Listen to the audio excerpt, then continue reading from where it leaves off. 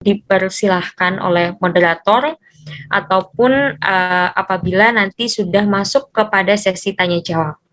Nah, untuk acara yang selanjutnya adalah menyanyikan lagu Indonesia Raya. Kepada panitia, kami persilakan untuk memutar videonya.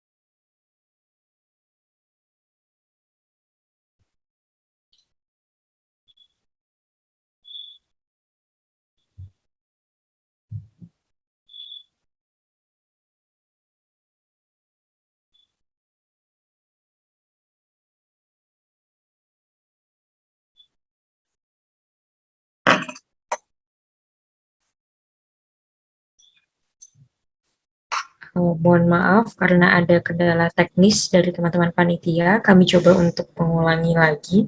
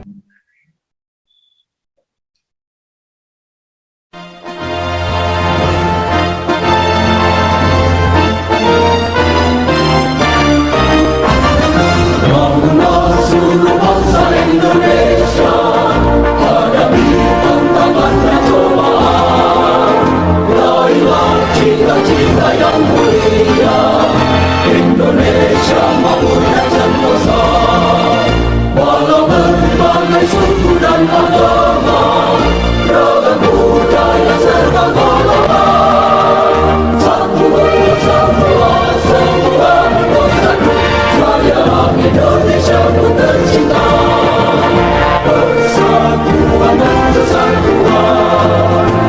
negara Republik Indonesia. Undang-Undang Dasar 45, Pancasila dasar negara. Seluruh rakyat wajib bela negara, song-song hari esok kamu sejahtera.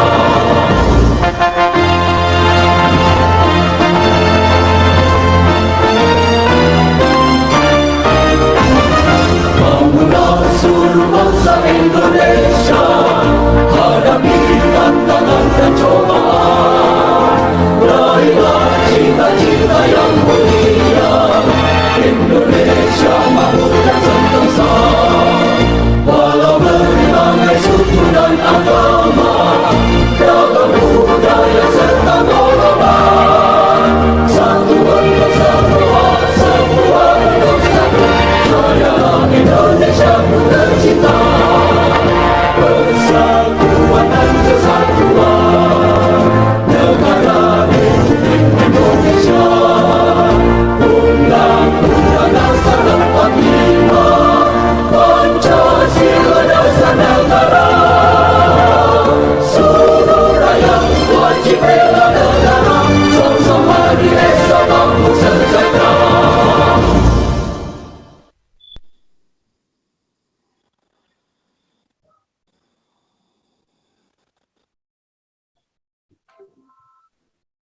Baik, terima kasih. Untuk acara yang selanjutnya adalah sambutan oleh Ibu Lurah Gidirejo kepada Ibu Dwi Yuli Purwanti Sarjana Hukum. Waktu dan tempat kami persilakan. Terima kasih, Mbak Moderator. Assalamualaikum warahmatullahi wabarakatuh. Bismillahirrahmanirrahim. Alhamdulillahirrahmanirrahim. Puji dan syukur marilah kita panjatkan kehadirat Allah Subhanahu wa Ta'ala yang selalu melimpahkan rahmat taufik hidayah kepada kita semua, sehingga pada malam hari ini kita bisa bertemu, walaupun tidak secara fisik kita bertemu, tetapi kita semuanya bertemu dalam keadaan sehat walafiat. Salawat dan salam semoga tetap tercurah pada junjungan kita Nabi Agung Muhammad Sallallahu Alaihi Wasallam yang senantiasa kita tunggu syafaat beliau sampai nanti di yaumul qiyamah. Amin. Yang terhormat Ibu Ika Puspitasari MSI PhD, yang saya hormati adik-adik mahasiswa KKN UPN Veteran yang ada di Kelurahan Gidirejo dan semua hadirin pada webinar ini. Terima kasih atas kehadirannya. Pada malam hari ini kita akan bersama-sama mengikuti webinar edukasi vaksinasi dengan tema kupas tuntas mitos dan fakta seputar vaksin. Sebelumnya terima kasih apresiasi kepada adik-adik KKN kelompok 76 yang ada di Kelurahan Gidirejo yang telah mengadakan acara ini. Juga Ibu Ika Puspitasari MSI PhD sebagai narasumbernya. Terima kasih, sebenarnya kita sudah bersama Ibu di satu grup yang sama, tetapi baru malam hari ini kita bertemu. Perlu saya sampaikan bahwasanya untuk Kelurahan Gidirejo sampai malam hari ini terdata kurang lebih 1026 warga yang belum tervaksin dari seluruhnya warga Kelurahan Gidirejo yang berjumlah kurang lebih 4.500-an, akan tetapi yang berumur 12 tahun ke atas ya, ini masih ada sekitar 1000-an warga yang belum tervaksin. Dan Kelurahan Gidirejo memfasilitasi pada tanggal 9 November yang akan datang, besok hari Selasa, kita akan menggelar vaksinasi massal Kelurahan Gidirejo tahap kedua. Yang pertama sudah kita laksanakan, 350-an warga yang tervaksin sudah vaksin dosis 1 dan 2. Dan setelah sukses dari vaksin yang pertama, kita mencoba untuk menuntaskan seluruh warga Kelurahan Gidirejo yang berhak atau wajib ya kalau vaksin berhak wajib vaksin ngaten ya, yang berhak juga wajib vaksin, ini sekitar 1000-an. Kita mencoba untuk memfasilitasinya dengan menghadirkan di Kelurahan Gidirejo dengan harapan untuk mendekatkan pelayanan kepada masyarakat. Dengan harapan pula ketika nanti sudah lebih dari 70% ya, warga Kelurahan Girirejo yang tervaksin, kita akan mempunyai imunitas secara kewilayahan ya. Kalau sudah banyak tervaksin, otomatis nanti yang belum tervaksin ini akan terlindungi dari warga yang sudah tervaksin. Ini harapan kami, dan kami baru menyisir nanti di hari Selasa yang akan datang. Semoga yang dari 1.000 ini memang ada benar-benar yang memang tidak bisa vaksin karena kendala dari penyakit penyerta.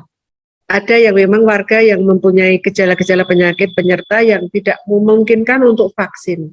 Kemudian yang kelompok yang kedua, ini memang lansia yang benar-benar sudah tidak bisa diikutkan vaksin, seperti lansia yang sudah mohon maaf ya, dalam keadaan sakit di rumah, kemudian juga kurang sehat ya, meskipun tidak terdeteksi sebagai penyakit penyerta, tapi lansia banyak juga yang sudah renta kalau di Girirejo. Ini juga tidak kita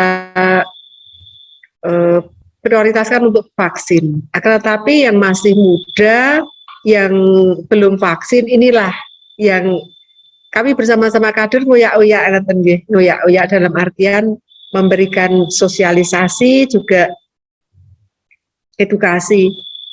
Akan tetapi memang masyarakat ada yang takut vaksin, ada yang tidak mau vaksin, dan ketika nanti pemerintah memutuskan atau mensyaratkan segala bentuk bantuan dari pemerintah maupun pelayanan kepada warga, ini sudah mensyaratkan kartu vaksin. Nah, ini yang menjadi problem bagi kami. Maka untuk mengurangi dari apa yang nanti akan terjadi ketika mensyaratkan vaksin di kelurahan, juga nanti ketika harus melaksanakan pelayanan berbasis kartu vaksin ya, terpaksa kami akan begitu. Ini kami tidak lagi mempunyai beban bahwa saya di Kelurahan Girirejo sudah pernah mengadakan vaksinasi massal, sudah ajak-ajak, sudah sosialisasi. Nah, monggo, mumpung vaksin masih gratis, ya, kita tidak boleh memilih-milih vaksin yang ada. Kalau dulu Sinovac, ya, Sinovac itu diminati masyarakat, dan sekarang mungkin Sinovac sudah tidak ada lagi nggih Bu Ika, stopnya Masih, kita sudah masih beralih. banyak, tapi kita masih simpen, Bu, kita simpan. masih banyak. Yeah. Nah, ini yang dikendaki dari masyarakat Kelurahan Girirejo seperti itu. Kemarin saya tawarkan untuk Moderna, gitu, tapi sepertinya kurang diminati. Ini entah dari paling media massa, paling top, markotop itu. Tapi ini kendalanya seperti itu, Bu. Mungkin nanti dengan webinar ini masyarakat juga tahu bahwasanya untuk vaksin itu tidak hanya Sinovac, ada beberapa vaksin yang lebih bagus. Ini kami mencoba bersama-sama kader untuk meyakinkan masyarakat kami untuk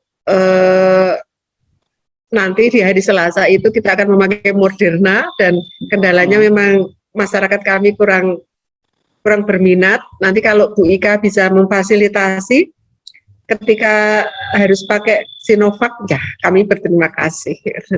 Untuk sementara seperti itu, Bu Ika, terima kasih yang sudah bergabung dengan kami. Kami mengucapkan terima kasih kepada Sonjo yang sudah memberikan bantuan support dana bagi pelaksanaan vaksinasi di Kelurahan Girirejo. Terima kasih. Kita tunggu kehadirannya besok hari Selasa, mungkin Ibu Ika bisa luangkan waktu. Terima kasih, selamat melaksanakan webinar. Semoga berhasil, semoga sukses di akhir nanti, dan mohon maaf karena keterbatasan saya harus menghadiri undangan dari warga masyarakat.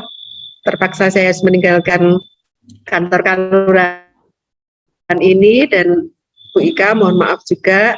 Nanti materinya mungkin bisa di-share, monggo mangke. Terima kasih Ada kurang lebihnya saya mohon maaf. Saya akhiri wabillahi taufik wal hidayah. Wassalamualaikum warahmatullahi wabarakatuh. Waalaikumsalam warahmatullahi Waalaikumsalam wabarakatuh. warahmatullahi wabarakatuh. Dereken Terima Bu, mugi-mugi sedaya lancar.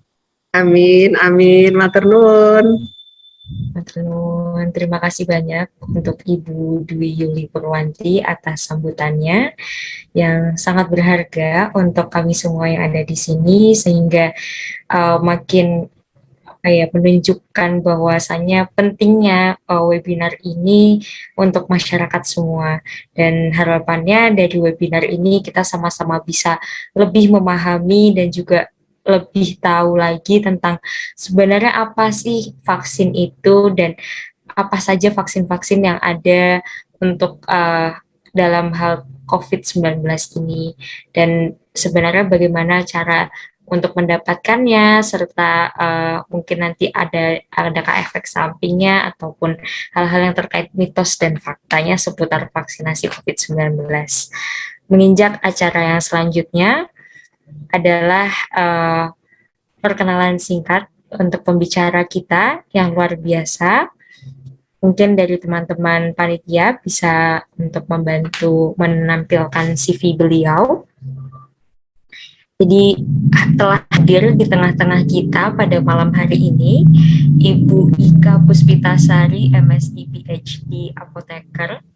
Beliau merupakan dosen Fakultas Farmasi Universitas Gadjah Mada, dan beliau juga merupakan pengajar di Fakultas Kedokteran Kesehatan Masyarakat dan Keperawatan Universitas Gadjah Mada.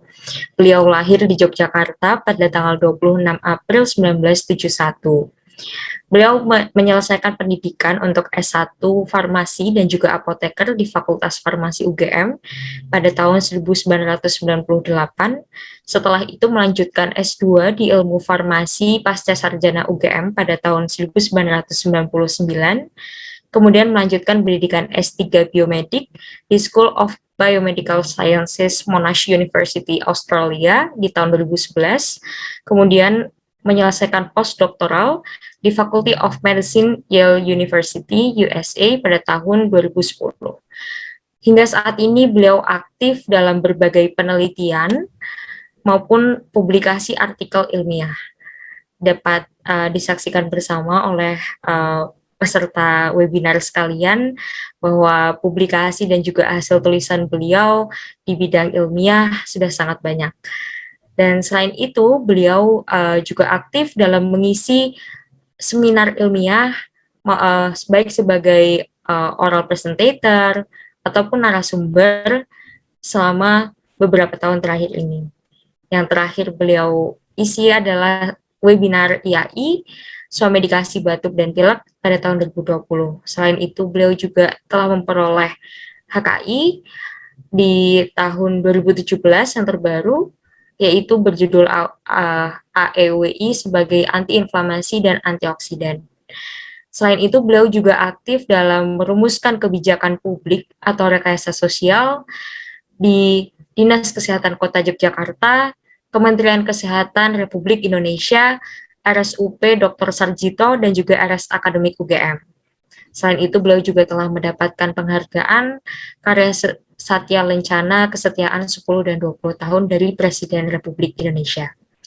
Tanpa perlu berlama-lama lagi, mari kita sambut Ibu Ika Puspitasari untuk menyampaikan materinya seputar edukasi vaksinasi COVID-19, kupas tuntas, mitos, dan fakta seputar vaksin. Waktu dan tempat kami persilakan.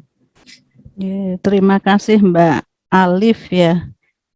Pada kesempatan malam ini saya akan ngobrol ya, jadi bukan yang terlalu ilmiah, tetapi saya berharap bahwa apa yang kami sampaikan ini nanti bisa membuka wawasan dari Bapak Ibu sekalian ya, dan beberapa teman-teman, karena harus juga mengedukasi mungkin tetangga, saudara, dan sekitarnya. Jadi saya tidak akan banyak ke yang ilmiah-ilmiah ya, karena itu berbeda ya ranahnya, karena yang penting sekarang adalah kita bersama-sama membentuk herd immunity atau kekebalan kelompok atau populasi. Saya dari Departemen Farmakologi dan Farmasi Klinik di Fakultas Farmasi UGM, kemudian sejak 2014 saya di PPRA-nya Sarjito. sampai sekarang di penyakit dalam dan anak. Kemudian kebetulan sejak Juli kemarin saya menjadi Direktur SDM dan Akademik di Rumah Sakit Akademik UGM. Mungkin nanti Mbak Alif nek koas di RSA ketemu gitu ya, karena beberapa kayaknya pada koas di RSA. Nah, kita perlu tahu mengapa sih kita itu kok tadi Bu Lurah menyampaikan apakah itu hak atau itu kewajiban gitu ya. Nanti kita rasakan bersama. Tetapi yang kita hadapi ini kan bukan virus yang baik-baik saja, bukan virus yang maksudnya sakitnya itu bisa kita sambil nyambi gitu, nggak bisa. Tapi ini adalah penyakit yang sangat parah, bahkan dianggap sebagai penyakit yang tadi ya hampir semua negara di dunia itu juga kena gitu ya. Tidak pandang bulu, mau negara yang sudah kaya sekalipun yang bersihnya luar biasa sampai dengan negara-negara di bawahnya Indonesia itu juga mengalami semua. Kalau kita kan yang tengah-tengah. Maka mengapa kita perlu divaksin? Karena satu, sudah banyak bukti menunjukkan bahwa kalau seseorang itu divaksin, kalaupun nanti misalnya terkena dengan virus COVID ya, saya kebetulan masuk RSA di bulan Juli, 1 Juli 2021, di saat kita semua perang dengan COVID yang luar biasa, yang kita merasa ini perangnya tenaga kesehatan dan perang kita semua, itu banyak sekali yang sampai kehabisan kamar, oksigen dan yang lainnya, tetapi bisa kita lihat bahwa seseorang yang sudah tervaksin secara lengkap, kalau Sinovac ya 2 kali itu ya, karena awal-awal yang ada adalah Sinovac atau CoronaVac punyanya Bio Farma yang diassembly di Indonesia dan juga Sinovac itu ternyata kebanyakan kalaupun terpapar mereka sakitnya tidak akan separah jika tidak divaksin dan itu sudah banyak buktinya. Kemudian apalagi, ngapain sih kita kok susah-susah divaksin ini gitu ya.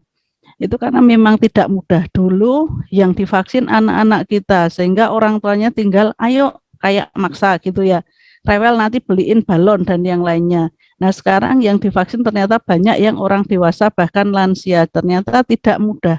Saya ngalami di rumah saya kalau memvaksin itu ada yang ketakutan, kadang-kadang Bu, kita itu takut kalau di tempat orang banyak, wes lah di tempat Bu Ika atau dokter Tunggul gitu ya, karena suami saya kebetulan juga dokter dan praktek di rumah, jadi kita berdua juga memvaksin di rumah, dan kita berusaha untuk selain mengedukasi juga kita memberikan mereka semangat gitu ya.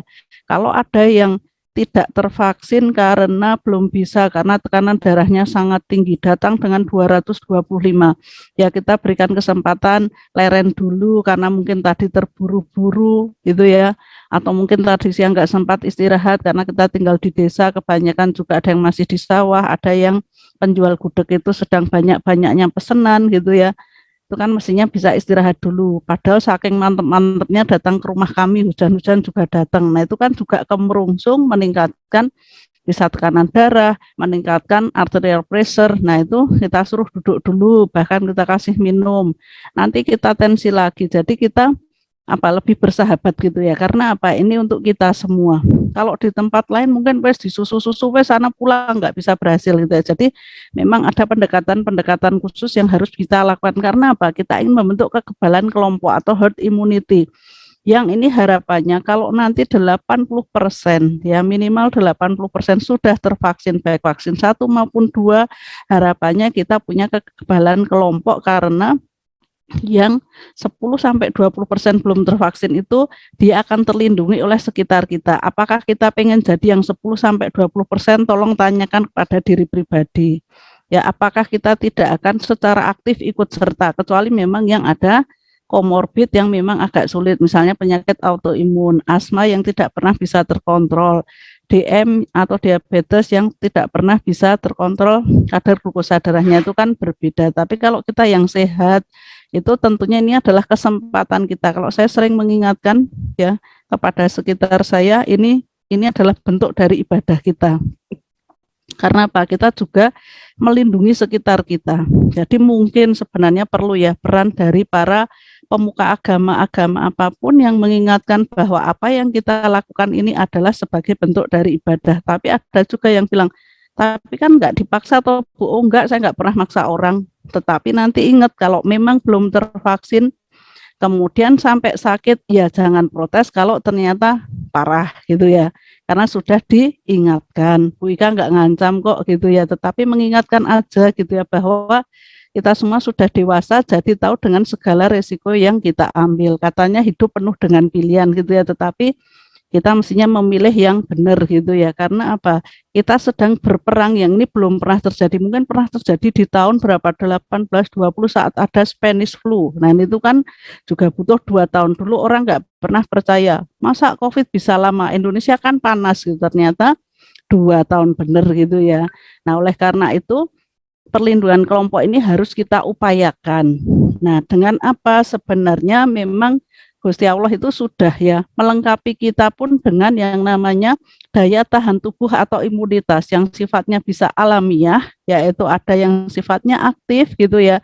Ini jika kita sembuh dari sakit, misalnya sakit tertentu, misalnya virus tertentu tetapi bukan COVID, karena belum ada bukti bahwa seseorang yang sudah sembuh dari COVID itu dia tidak akan terkena kembali, karena bisa kita lihat beberapa orang juga mengalami walaupun tidak separah yang pertama terkena, tapi tidak ada jaminan bahwa ini sudah membentuk antibodi. Sementara ada juga ya kekebalan yang sudah kita miliki secara pasif ini ya. Misalnya dari orang tua kita atau dari ASI ibu kita itu juga adalah yang pasif. Tetapi jika ternyata keadaan daya tahan tubuh alami yang ada di dalam tubuh kita ini masih kurang, maka kita mengupayakan dengan buatan, penambahan daya tahan buatan yang sifatnya bisa pasif. Pasif itu kalau kita tidak diminta untuk membentuk antibodi, tapi langsung diinjeksikan antibodi. Ya, contohnya adalah plasma konvalesen dan beberapa vaksin. Kalau teman-teman tahu yang namanya vaksin Nusantara itu prinsipnya adalah injeksi antibodi, tetapi sangat individual. Kemudian untuk yang buatan secara aktif, nah ini yang sekarang sedang kita galakkan, yaitu apa? Paparan antigen kuman. Nanti ada macam-macam dan kita bisa melihat tadi, jangan memilih vaksin, karena apa? Kita akan mengejar. Contohnya dulu campak itu harus 95%, sehingga kita sekarang ini tidak mengalami campak ya. Maka bayi-bayi pun wajib gitu ya campak, walaupun juga muncul KIPI, kejadian ikutan pasca imunisasi minimal panas, itu kan tetap ya kita dan sudah sangat terbiasa, ada paracetamol, ada ibuprofen gitu. Kemudian untuk polio itu juga, itu program pemerintah ya, sampai dengan bulan imunisasi anak sekolah, sampai dengan sejak bayi pun juga sudah diberikan, itu kan paling enggak butuhnya 80%. Nah COVID ini juga paling tidak 80%. Maka oleh karena itu kita harus bersama-sama supaya apa? Kita bisa, mungkin tidak akan menghilangkan sama sekali COVID ini, tetapi kita bisa memperlambat, slow down ya, dan juga kita bisa mengelola, artinya hidup berdampingan secara damai supaya kita tidak terkena COVID ini dengan gejala yang parah. Kalaupun kena mestinya tidak separah, karena apa? Kita sudah memiliki imunitas buatan tadi dengan vaksinasi. Nah, kapan sih kita melakukan sasaran vaksinasi besar-besaran? Tentu kita lihat saat apa? Saat kasus itu sudah menurun. Kalau kasusnya masih tinggi-tingginya itu enggak ada gunanya. Jadi saat dia mulai menurun di banyak negara itulah kita memulai vaksinasi. Ini di Indonesia kira-kira dibutuhkan sekitar 15 bulan gitu ya.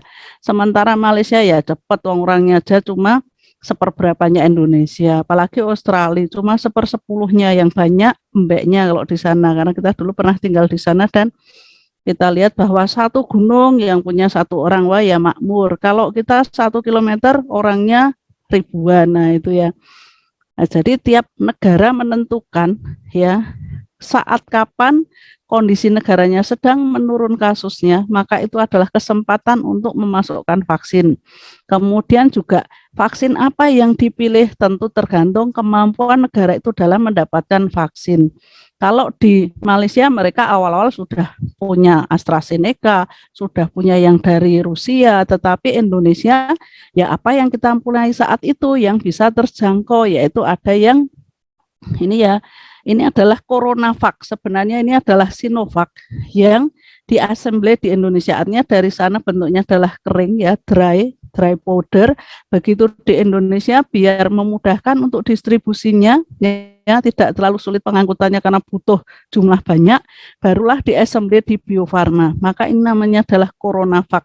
Tapi kalau di Belanda katanya CoronaVac tidak diakui. Kemarin ada yang mau ke Belanda, saya bilang sudah ke sini ke RSA, tak tulis CoronaVac strip Sinovac, itu kan sebenarnya sama. Di bawah ini yang sekarang sering kita pakai adalah Sinovac, Sinovac asli Cina. Kalau adik-adik lihat ini jelas, semua tulisannya juga tulisan Cina sampai di package insert di dalamnya.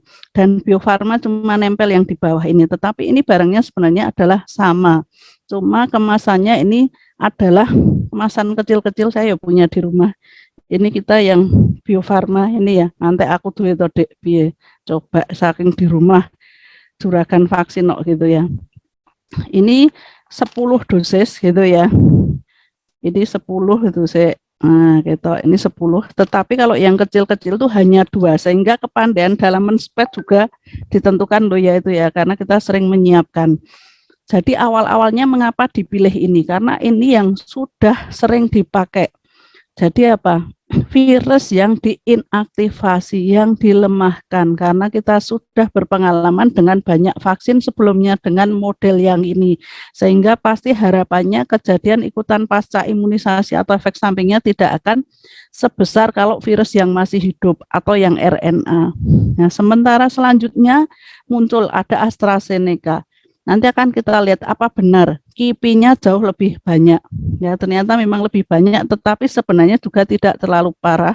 Pernah juga datang di tempat kita ya, di sebelah ini yang warnanya oranye hijau ini.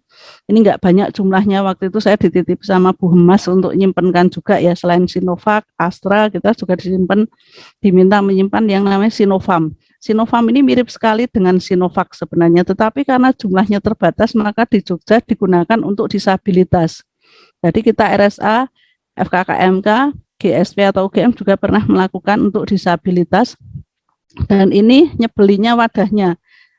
Besarnya mirip dengan tadi ya, yang sebenarnya itu bisa dosisnya 2 atau lebih, tetapi ternyata isinya hanya single dose. Jadi cuma 1, harus pinter ini untuk menyepet. Nah ini tadi ditawarkan Moderna. Awalnya Moderna ini hanya untuk booster para nakes gitu ya. Saya sudah ngalami, saya Moderna ini di bulan Agustus ya, dan 2 hari nggak bangun, ya nggak apa-apa gitu ya, ada paracetamol gitu ya. Tetapi sekarang karena ini expired date-nya, jadi kalau mengelola vaksin kita harus melihat juga kapan expired. Contohnya tadi ini AstraZeneca ini kalau adik-adik lihat ini kan Oktober 2021. Ini expirednya adalah 31 Oktober 2021. Maka jauh sebelum itu saya sudah ngingetin Dinas Kesehatan dan semua yang punya, ayo segera dipakai AstraZeneca. Karena apa? Keburu ED, apalagi ini penggunaannya kan berapa? 8 sampai 12 minggu. Awalnya 10 sampai 12 minggu. Sekarang sudah dibuka oleh Kemkes untuk biar tidak lama ED dan masih dalam rentang waktu yang memungkinkan untuk pembentukan antibodi itu bisa 8 sampai 12 minggu, pikir nggak masalah. Kemudian ini ya Moderna itu sekarang untuk dosis 1 dan 2 yang besok untuk hari Selasa di Girirejo. Ini memang program di Sleman, Bantul gitu ya. Saya sering diminta untuk membantu menghabiskan ini gitu ya. Tadi pagi di RSA juga ya. Ini sampai 100 berapa orang gitu. Ini Moderna 1 dan 2, bukan untuk booster ya. Karena Pak ED-nya ini nanti Desember 2021. Padahal ini sudah harus dosis 1 dan 2. Berarti kita itu harus mengukur. Berarti Moderna ini paling lambat kira-kira ya pertengahan atau akhir November itu sudah harus disuntikan, karena untuk dosis 2-nya adalah Desember itu sudah expired di akhir Desember. Jadi kita itu kalau mengelola vaksin harus banyak hal yang dipikirkan gitu ya. Kemudian Comirnaty atau Pfizer, juaranya ini juga baru datang belakangan. Sayangnya kok datangnya belakangan toh ya, saya gitu. Tetapi memang ini karena apa? Karena Indonesia itu kan rakyatnya banyak, sementara produksi vaksin di negara-negara lain kan tidak secepat dalam kita menggunakan, karena negara lain juga membutuhkan.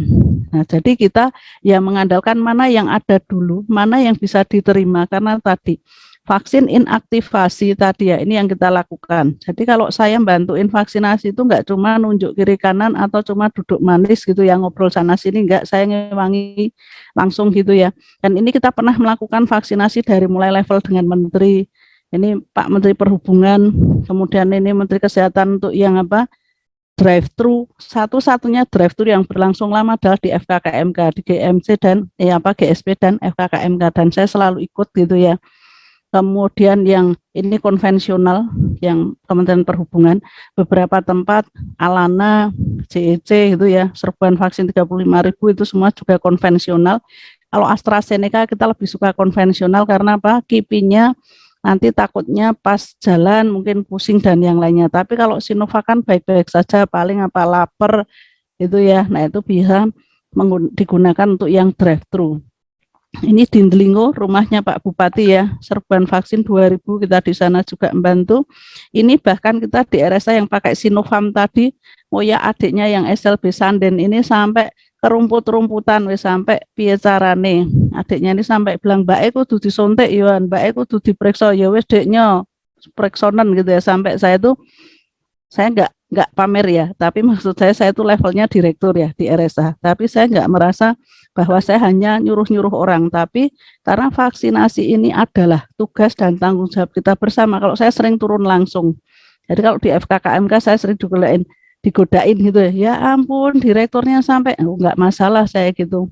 Saya tuh cuma ibu rumah tangga kok saya gitu. Jadi saya kemanapun saya tetap melakukan, nggak cuma nyuruh gitu ya. Tapi artinya apa? Bahwa ini adalah tanggung jawab kita bersama. Gimana caranya kita meningkatkan kekebalan kelompok dengan metode yang paling nyaman untuk pasien dan wilayah itu. Ya, nah tadi saya pengen cerita, kenapa Sinovac ini yang pertama? Karena ini yang sudah sering digunakan dulu dan relatif aman.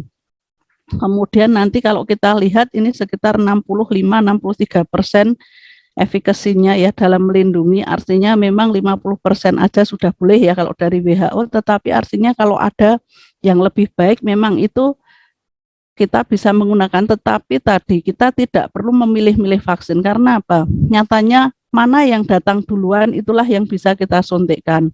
Dan Sinovac ini masih lumayan gitu ya. Sama dengan Sinovac tadi yang untuk disabilitas.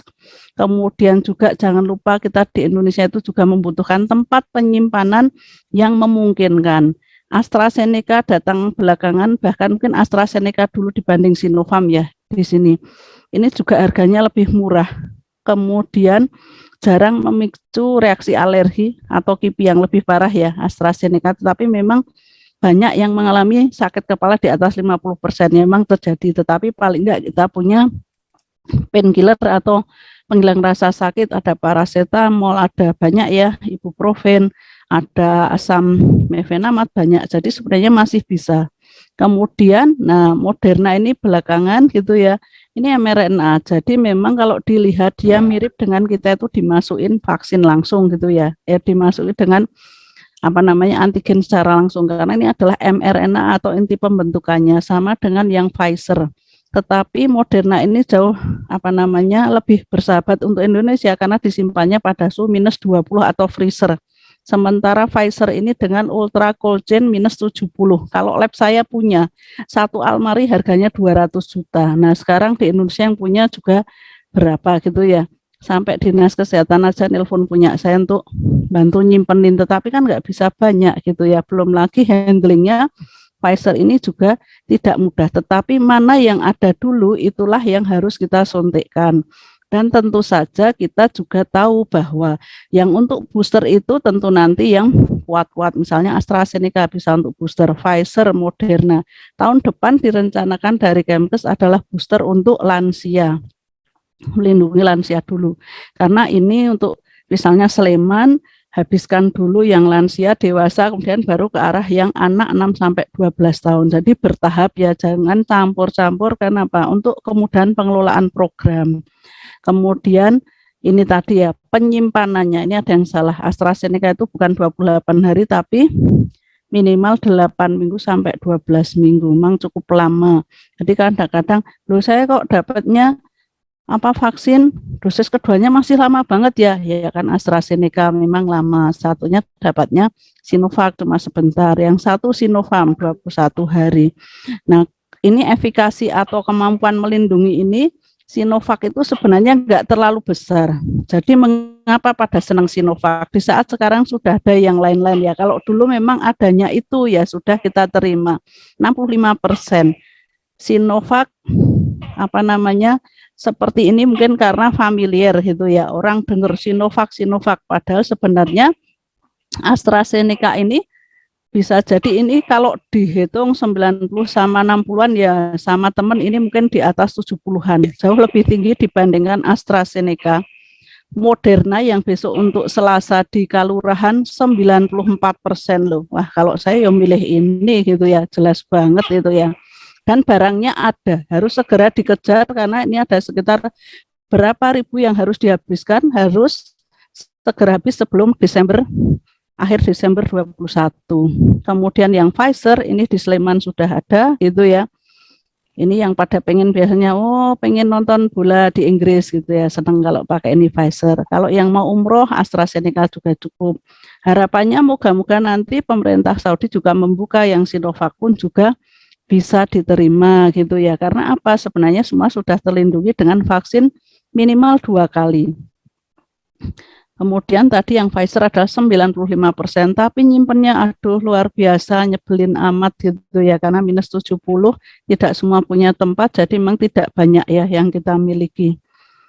Novavax kayaknya belum kita gunakan ya di Indonesia, yang akan datang Sinovac itu ya, tapi harus 3 dosis. Nah, yang untuk Pfizer ini hanya 0,3 mili, yang lain adalah 0,5 mili. Jadi untuk Pfizer harus beli sepet lagi, karena kebetulan di Sleman itu yang dapat ya, sehingga kebetulan suami saya pengelola program juga untuk ini ya sumber daya kesehatan, membawai gudang farmasi, jadi harus beli sepet yang untuk 0,3 mili gitu ya. Jadi ini vaksin sultan kalau orang gudang-gudang ya, Pfizer itu ya, Comirnaty itu. Dan semua itu sudah melalui uji coba, baik itu dari mulai hewan sampai dengan manusia fase 1, 2, minimal sampai dengan fase 3 gitu ya. Dan ini tentu harus diuji, sesudah diuji kemudian dibaca-baca bersama, direview oleh ahli-ahli yang ada di Badan POM Pusat, sehingga akhirnya boleh rilis enggak di Indonesia, dapat emergency use authorization enggak gitu ya, seperti yang terakhir kemarin Sinovac sudah disetujui untuk umur 6 sampai 12 tahun gitu ya. Nah, proses uji kliniknya macam-macam, berbagai negara, berbagai bangsa gitu ya, biar tahu bahwa itu semua bisa digunakan di berbagai bangsa, ras, dan yang lainnya. Ini ya, tadi yang sudah hasilnya adalah 65,3%, itu yang CoronaVac. CoronaVac itu yang tadi saya bilang itu adalah SMD di Bio Farma. Sebenarnya ini adalah Sinovac. Nah, kipinya kejadian ikutan pasca imunisasi adalah gejala medis yang terjadi setelah, namanya saja pasca imunisasi, setelah vaksinasi. Maka mengapa nanti kalau Bapak Ibu ini vaksin, tidak boleh segera pulang sesudah diinjeksi, tetapi sabar, tunggu dulu minimal 15 menit, duduk, kemudian nanti kira-kira jamnya itu 15 sampai 30 menit, silahkan melaporkan ke meja 5, meja observasi, apa yang dirasakan. Karena ini penting. Jangan, nggak apa-apa wes, aku juga misalnya merasa nyeri, nggak apa-apa kok, tahan langsung pulang. Bukan itu. Karena dari data-data yang dikumpulkan, Bapak apa yang dirasakan Pak? Kok rasanya terus abuh, bengkak, nggih. Bu niki Bu A pripun? Aduh kok sumer-sumer nggih, cobi di termogan, waduh 37,7, aduh kok jadi 38, nah berarti demam. Kemudian ada lagi, Bu Ika, apa yang dirauske sesudah diinjeksi, aduh saya kok cenut-cenut ya, sakit kepala. Jadi dimasukkan ke komputer itu, sehingga nanti akan terkumpul. Untuk mengedukasi masyarakat. Kalau kita habis vaksin, contohnya Sinovac, apa yang dirasakan? Saya dulu habis Sinovac yang pertama rasanya ngantuk banget. Sampai saya sambil ngajar tuh sampai gini-gini. Nggak sadar, oh iya tadi habis Sinovac. Yang keduanya ya cuma agak pegel di tempat suntikan, tapi malamnya sudah nggak apa-apa. Tapi ada teman yang lain sesudah Sinovac itu juga ngalami malah lapar gitu ya, gampang lapar. Anak saya juga tahu-tahu habis vaksin di RSA, Bu ada makan nggak? Makanan nggak? Wah berarti lapar gitu ya. Jadi macam-macam. Tiap orang memiliki reaksi yang berbeda, tetapi semuanya ini bukanlah reaksi yang berat. Kalaupun nanti Bapak Ibu sesudah merasakan ada kejadian ikutan pasca imunisasi yang berat pun, itu nanti ada di kartu itu harus kontak kemana. Kalau itu sudah sampai rumah. Tetapi kalau masih di tempat penyuntikan, tempat vaksinasi, di situ sudah disiapkan ada teman-teman dokter, ada tempat yang namanya mini IGD. Ada, nanti nggak usah khawatir, ada oksigen, ada yang nangani di situ, tidak akan dibiarkan. Ada yang menemani, ada yang ngopeni gitu ya. Bahkan kalau saya ada KIPI di Geraha Sabah itu, saya sampai mengantarkan pulang ke rumahnya. Dengan ambulannya RSA saya ngawal pakai mobil sendiri, tapi saya pasrahkan ke keluarganya biar tidak terjadi kekhawatiran, sambil saya ninggali nomornya RSA, nomor saya. Jadi kalau ada apa-apa silahkan kontak. Jadi di sini kita sebenarnya adalah gotong royongnya itu kental sekali gitu ya. Karena kalau dilihat, walaupun kita itu nanti mungkin akan nyeri atau bengkak di tempat penyuntikan gitu ya, kemudian ada demam, sakit kepala, rasanya kok ngantuan, nggak enak badan, lemes, kemudian nggak doyan makan, mual, rasanya kok malah lapar terus, kebalikannya itu terjadi. Tetapi kalau kita bayangkan manfaatnya itu jauh lebih besar. Karena kita terhindar dari COVID. Kalaupun kena COVID, kalau sudah lengkap vaksinasinya, tidak akan separah yang tidak terkena, yang tidak vaksinnya belum lengkap itu tadi.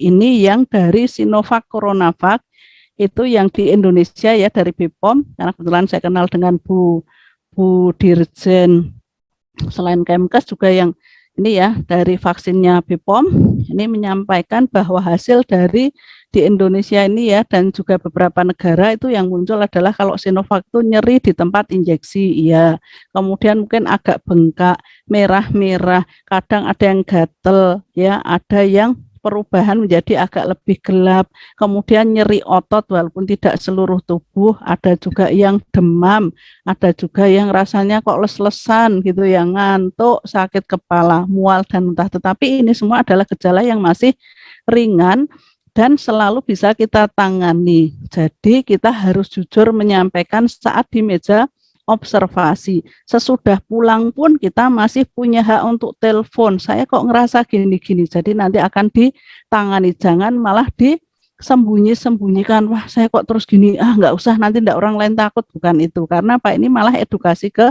masyarakat.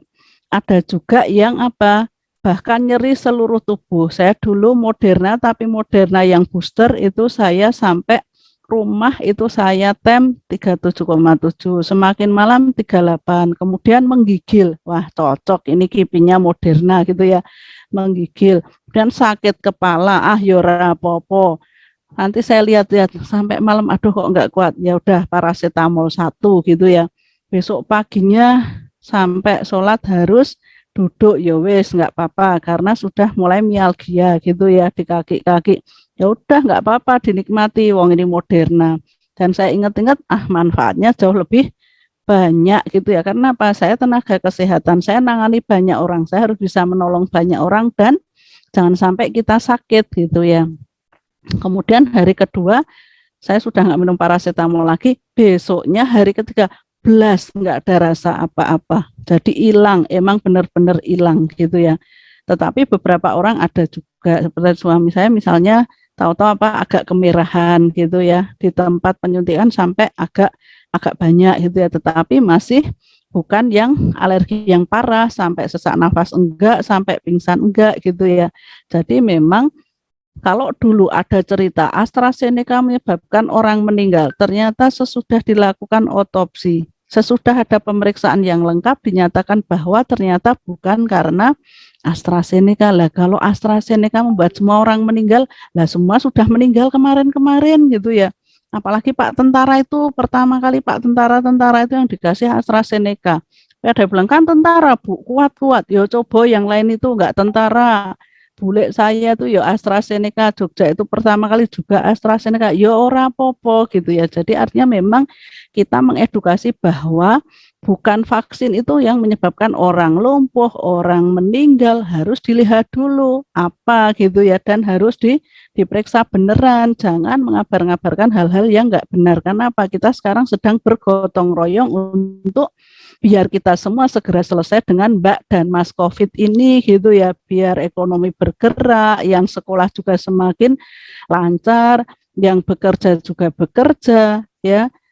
Kemudian yang Jogja ini kan pariwisata, biar juga mulai bergeliat dan banyak yang mendapatkan keuntungan dari itu semua, dan itu bisa kita lakukan dengan apa? Dengan kita bersama-sama membentuk kekebalan kelompok. Ini AstraZeneca memang 50% lebih sakit kepala, ya enggak apa-apa, kita nikmati.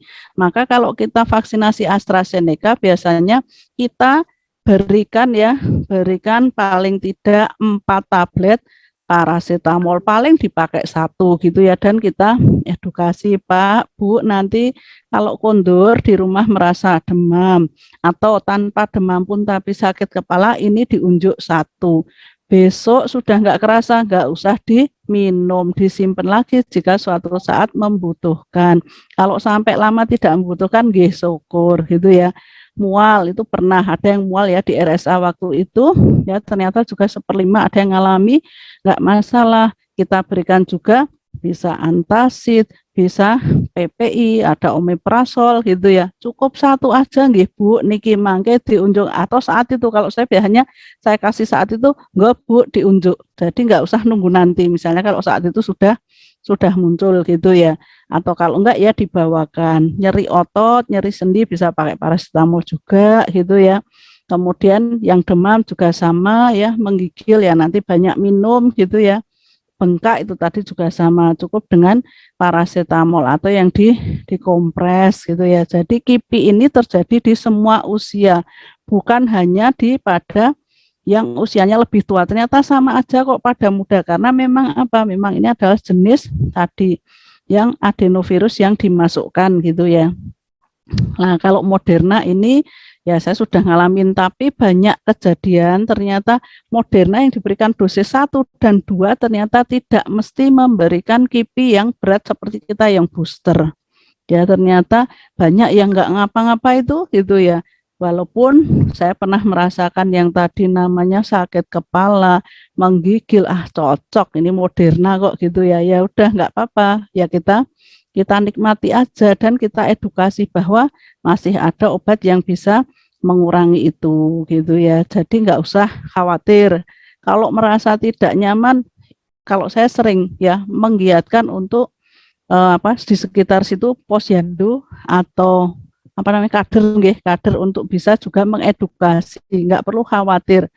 Kalau perlu dari puskesmas juga akan memberikan tadi paracetamol yang relatif aman. Kenapa nggak diberikan yang lain, asamefenamat, ibuprofen, karena biasanya juga menyebabkan nyeri di lambung. Jadi pakai aja yang jauh lebih aman.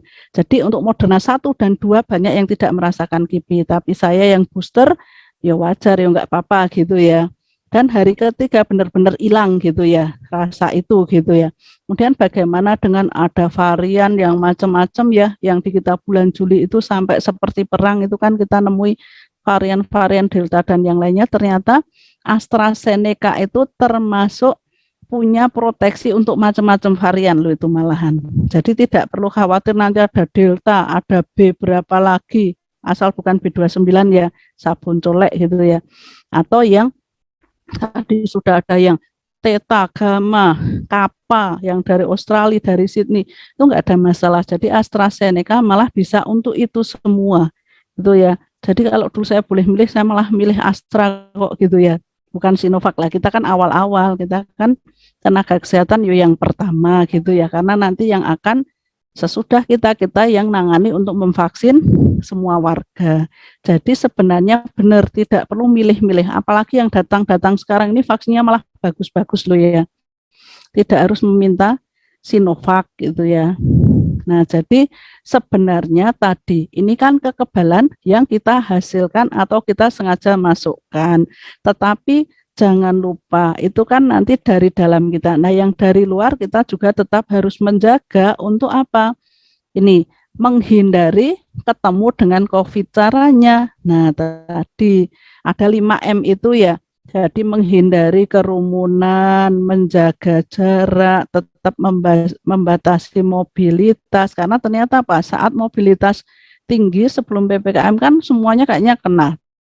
Ternyata dengan pembatasan itu juga banyak turunnya gitu ya.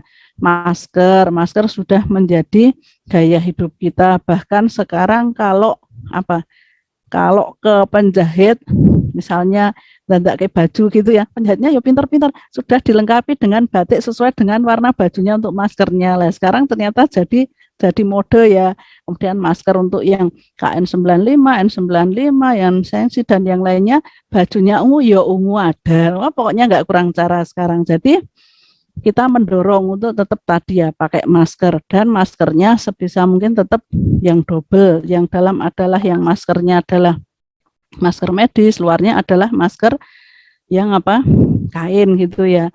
Karena tadi bisa mengurangi banyak sekali paparan, tetapi kalau terpaksanya itu ya hanya bisa pakai masker medis ya nggak apa-apa gitu ya, apalagi kalau N95 kan nggak harus didobelin gitu ya.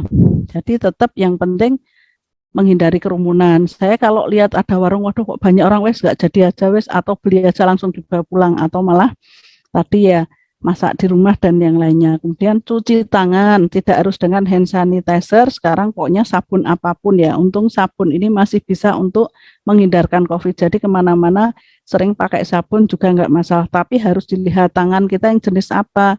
Kalau ternyata dengan sabun itu ternyata lebih terdehidrasi, terus kemudian ada iritasi, ya pakailah sabun, misalnya sabun bayi yang jauh lebih tidak basah atau alkali. Atau kayaknya kalau pakai hand sanitizer yang nggak ada gliserinnya nggak bisa, ya pakailah yang ada gliserinnya. Jadi pilihannya banyak gitu ya. Jadi tetap ya 5M ini plus M1-nya yang keenam adalah manut gitu ya. Karena kalau tidak manut tetap sulit gitu, sudah 5M. Dan kita tetap bersama-sama untuk tetap screening, tracing kalau ada kasus ya. Bukan berarti sudah nggak ada kasus. Ini tadi saya ditelepon, ada salah satu dosen di UGM, Bu Ika, gimana kabarnya teman saya sekeluarga masuk RSA? Oke, sudah saya, batuk sudah berkurang, kemudian saturasi sudah meningkat. Jadi jangan dikira sudah hilang sama sekali, enggak, kita di RSA masih punya pasien, tetapi memang moga-moga dengan tervaksin 2 kali, itu jelas keparahannya semakin turun gitu ya. Itu dari saya. Dan yang terakhir tadi, bahwa tubuh kita itu sama Gusti Allah pun sudah dilengkapi dengan tadi yang namanya imunitas yang ada di dalam tubuh, yang itu sebenarnya ada di semua tempat. Di hidung punya, di mulut iya, di paru-paru pun iya, perut apalagi, kemudian organ-organ seksual dan juga di kulit. Nah, caranya menjaga itu gimana? Biar yang kita miliki yang namanya flora normal atau mikrobiom ini bisa bertahan, karena dia adalah penghasil dari senyawa-senyawa yang meningkatkan sistem kekebalan tubuh kita gampang. Ternyata kita punya yang namanya prebiotik, makanan untuk bakteri-bakteri yang ada di tempat-tempat tadi, dari atas ke bawah kita punya semua. Nggak usah milih buah yang sulit, ini buahnya tempatnya londo sana, tetapi yang kita punya bengkoang, walah di Perembun sepanjang jalan di Jogja juga bisa nanam, bong saya aja juga sering nanam. Umbi-umbian apalagi gitu ya, mau garut, mau ganyong, mau bili, mau apalagi tales, wah lengkap pokoknya. Sebenarnya itu umbi-umbian yang mengandung makanan untuk bakteri-bakteri baik yang kita miliki. Atau ini mau ubi cilembu ya boleh, wong rasanya enak gitu ya. Atau juga pisang, kalau nggak punya apel, pisang mesti punya gitu ya. Jamur sekarang juga banyak di Indonesia, brambang, bawang, yo ada segala macam jeruk. Jadi sebenarnya kita tadi ya, jangan lupa bahwa apa yang kita makan sehari-hari itu sebenarnya bisa untuk memasukkan bahan-bahan yang sifatnya meningkatkan imunitas kita. Selain tentu sinar matahari ya, jangan dilupakan kita dikaruniai sinar matahari sebagai sumber vitamin D, harus kita manfaatkan. Berjemur jam 9 sampai 9.15 dengan 2/3 yang tersinari dan makannya seperti ini gitu ya. Punyanya telo ya telo, punyanya nasi apapun, punyanya kentang ya kentang, tetapi jangan lupa bahwa separuhnya adalah sayur dan buah. Kalau kita biasanya berapa? Dikit banget ya. Malah banyak apanya? Banyak karbohidratnya atau banyak lauknya. Jadi jangan lupa ini tetap harus separuhnya sayur dan buah apapun yang dimiliki. Duwene manggis, saya tuh tadi dianterin manggis, yo manggis, adanya rambutan sekarang yo rambutan, mangga yo mangga, pokoknya apa yang dimiliki. Sayur punyanya apa, nanemnya pare yo pare, nanemnya jipang yo jipang, pokoknya apa yang kita tanam sebenarnya itu adalah tidak sulit ya, karena apa, enggak sengaja tiap hari kita makan dan itu meningkatkan daya tahan tubuh kita. Jadi walaupun sudah vaksin tetap harus prokes, itu dari saya. Silahkan Mbak Alif. Oke, baik, alhamdulillah. Terima kasih banyak Ibu Ika untuk penyampaian materinya. Benar-benar jadi lebih terbuka gitu Bu wawasannya, bahwa pertama yang bisa saya ambil ya Bu dari diskusi ataupun pemateri yang sudah Ibu sampaikan tadi, bahwa vaksinasi ini tuh penting karena yang pertama untuk melindungi diri sendiri, dan yang kedua sebagai bentuk untuk membentuk kekebalan kelompok, dan tentunya juga untuk membantu melindungi kelompok lainnya. Nah, dalam 3 hal manfaat itu kita di sini merupakan sebuah kesempatan besar gitu yang bisa diambil oleh masing-masing dari kita gitu, bahwa vaksinasi ini sebagai bentuk dari ibadah, dan ada pun pilihan hidup ini yang bisa kita ambil, apakah kita akan menjadi manusia yang mungkin bisa memberikan manfaat bagi orang lainnya, atau justru malah menjadi kelompok yang mendapatkan manfaat dari orang yang lain. Nah, itu yang harus kita sama-sama ambil peran ya bersama-sama dengan adanya vaksinasi ini, menjadi kesempatan besar gitu untuk kita semua. Dan selain itu juga bahwa program vaksinasi ini penting gitu untuk menekan infeksi dari virus corona utamanya di Indonesia, bahwa dengan adanya program vaksinasi ini seseorang akan dapat tidak terkena gejala yang lebih parah daripada orang yang tidak divaksin sama sekali.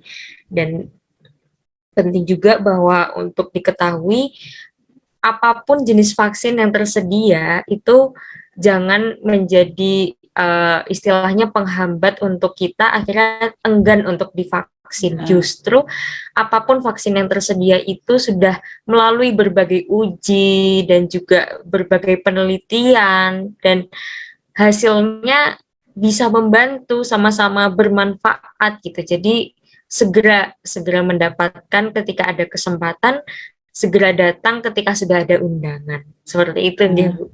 Besok Selasa aku meluangkan waktu, saya akan datang ke Giri Rejo. Wah, luar biasa sekali.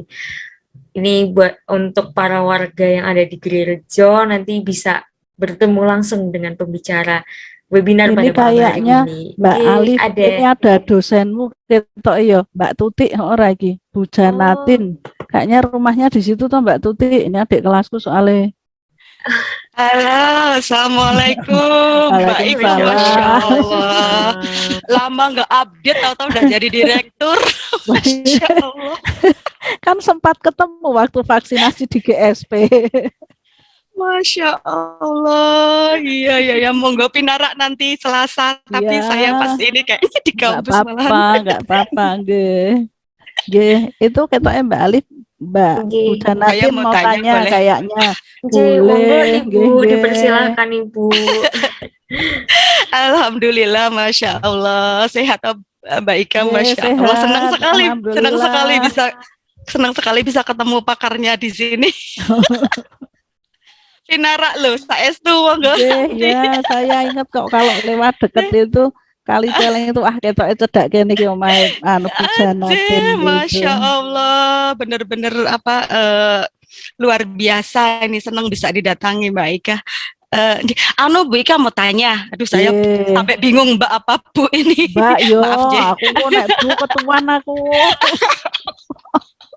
Nggih, J, monggo Mbak Janatin, nggih, Direktur. nggih. Waduh. Mbak Direktur.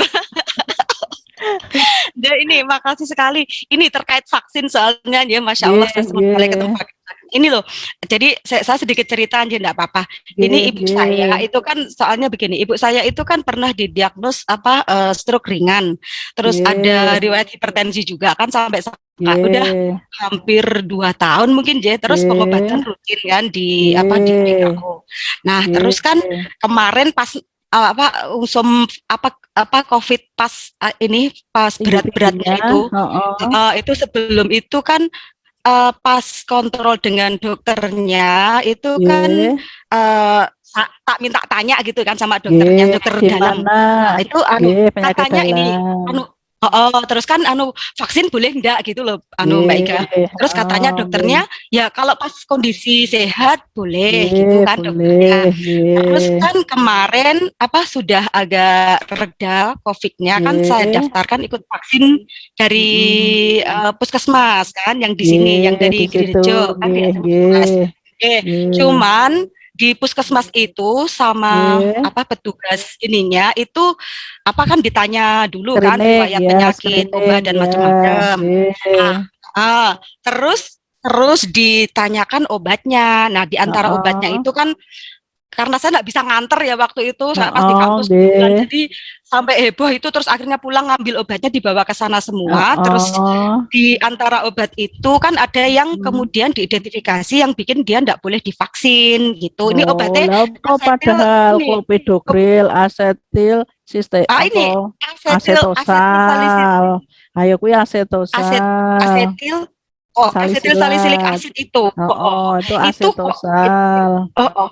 Itu secara farmakologi pripun, apakah memang punya reaksi dengan vaksinnya atau pripun dia karena itu kok makanya kok nggak boleh, karena saya tanya dokter yang di vaskes primernya juga kan nggak bisa memberikan penjelasan secara langsung sih terkait dengan obatnya, tapi kalau saya tanya kalau ini juga jawabnya sama, kondisinya kalau bagus nggak masalah, nggak apa-apa gitu loh divaksin. Dokternya tuh dulu juga sebelum itu nggak masalah katanya. Terus teman saya kan juga sangkring sudah hipertensi, obatnya malah lebih tinggi dosisnya gitu loh.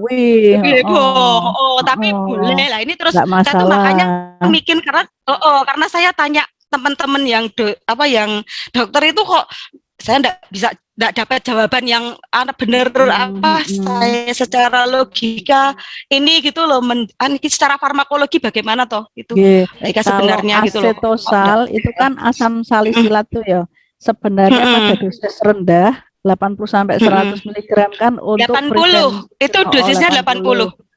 Itu kan untuk prevention untuk recurrent stroke gitu toh. Nah, jadi sebenarnya itu kan memang harus terus dikonsumsi. Dan itu adalah antiplatelet. Jadi sebenarnya kalau dalam kondisi mengkonsumsi itu, kemudian dokter DPJP yang merawat itu membolehkan, itu ya enggak masalah, karena itu sebenarnya tidak akan mempengaruhi banyak, gitu ya. Karena itu memang untuk prevention dan harus tetap dipakai. Nek orang ngombe kuwi malah bisa terjadi serangan lagi gitu. Iya, itu takutnya kan gitu. Nggih, nek saya sama suami saya pahamnya sama dan sama teman-teman dokter RSA itu pahamnya sama. Sepanjang itu adalah kondisinya terkontrol dengan dosisnya itu juga 80 mg, itu kan berarti enggak masalah. Jadi kalau mau divaksin pun monggo, asalkan saat itu dikondisikan tuh ibu tidak terlalu capek gitu ya. Kemudian tekanan darahnya nanti juga 180-an, itu juga enggak masalah gitu.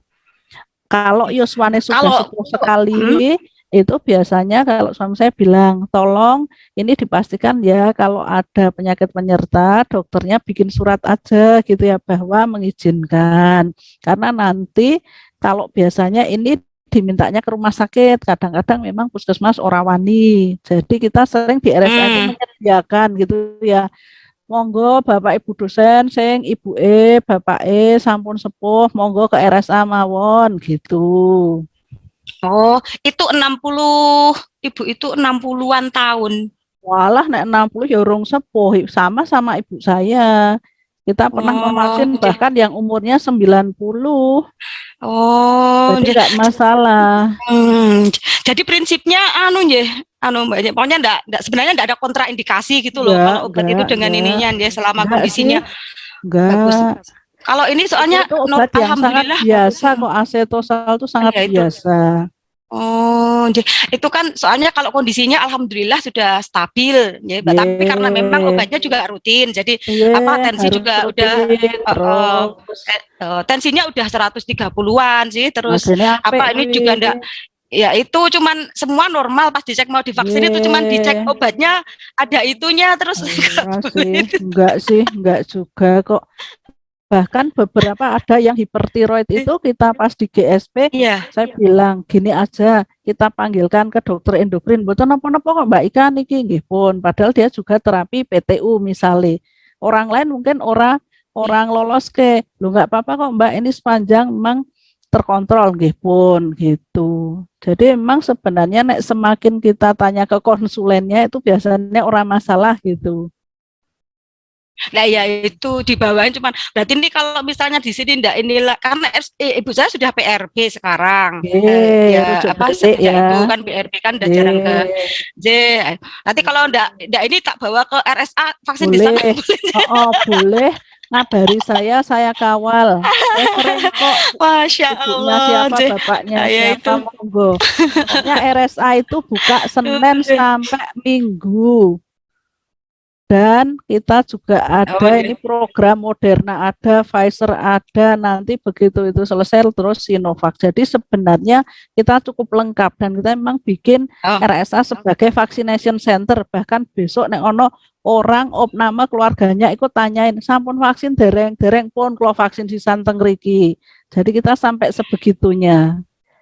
Jadi kalau yang paling aman paling aman kalau untuk ya kayak kasus kayak ibu saya itu apa Mbak itu?